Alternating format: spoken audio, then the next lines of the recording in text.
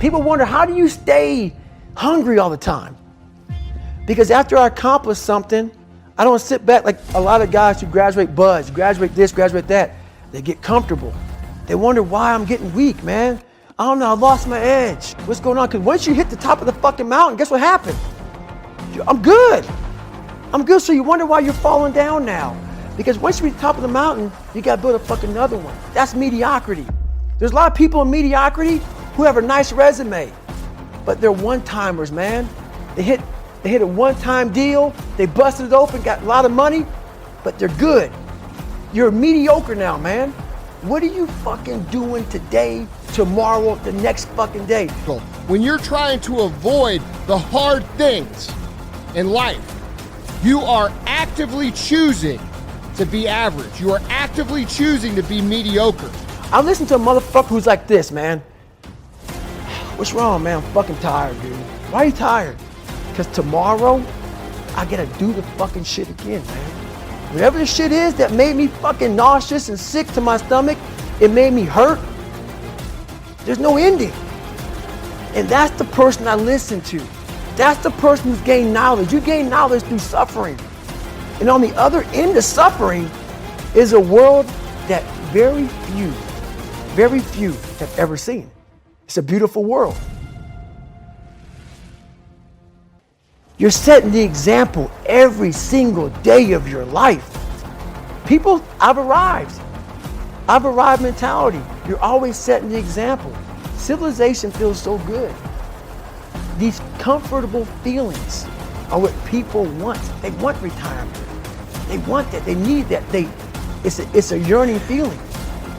That relentless cycle of day-to-day challenges, they aren't maddening to me. They don't frustrate me. They inspire me. You know what I'm thinking about right now? I gotta fucking wake up tomorrow and do the same shit again. I gotta leave this fucking interview and go stretch out for 2.5 hours. I hate that shit. But guess what it does though? I'm constantly callousing over my victim's mentality that I once had growing up. Every day you have to do this shit. Because why? When you stop doing it, you don't just maintain it. If you stop shooting a gun, you're not gonna be a great shot if you pick a gun up a year from now. The only way to keep from getting rusty is to constantly oil that motherfucking machine. The machine is this. You gotta keep challenging it every day.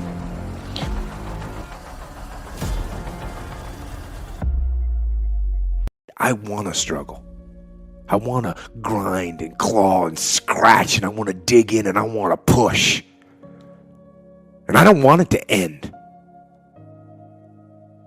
If I ever got the rock to the top of the mountain and it stayed there, I'd push it back down myself. I don't want to rest, and I don't want to coast. And I don't want to reach a point in my life where I say, that's it.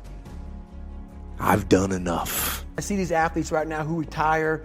You know, I'm 38, I'm 39. I did 20 years at the top of my game, and I'm chilling out now. You see them a year later and how they look. What the hell just happened to you, dude? What the hell? You're one of the greatest athletes of all time. Kids looked up to you. Women, men of all ages looked up to you. And they hit the pinnacle where it's time to retire, and their mind says, whew, I'm civilized. The worst thing that could ever happen to any human being is they become civilized. It's that total accountability. Like even when you retire, there's a motherfucker looking at me and judging me right now, man. I was the baddest person to ever live. It doesn't go away, man. You gotta wake up, even though you retired, you never retired. And being civilized feels so good, but I'm sorry, man. Once you get to the top, you may retire, but you ain't never coming back home, man, because now you're judged. People see you falling off.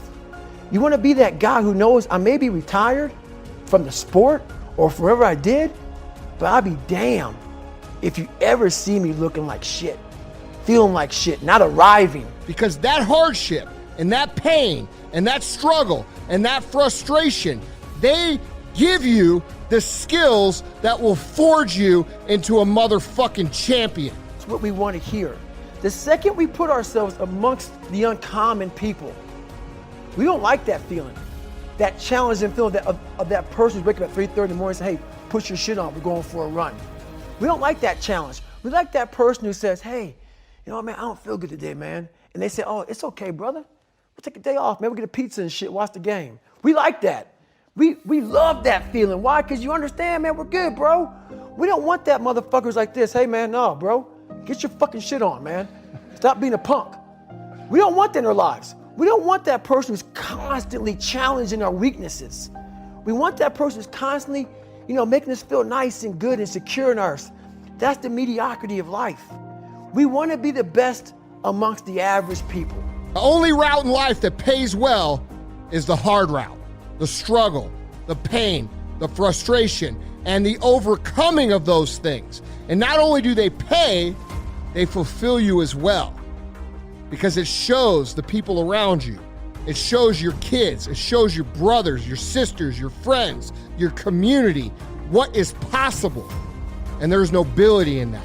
The minute that you start thinking and acting above average and aim for greatness, you are going to be an outcast. Going to work earlier, staying out later, working out too much early in the morning, eating clean. The rest of the world is going to tell you that you're crazy for doing the things that you do. But this is what it takes to be great. We hear stories all the time of players who are up early shooting basketball, shooting hoops 6 o'clock in the gym with no lights, or the person who just would never give up, or Thomas Edison who failed 1,000 times while he's inventing the light bulb.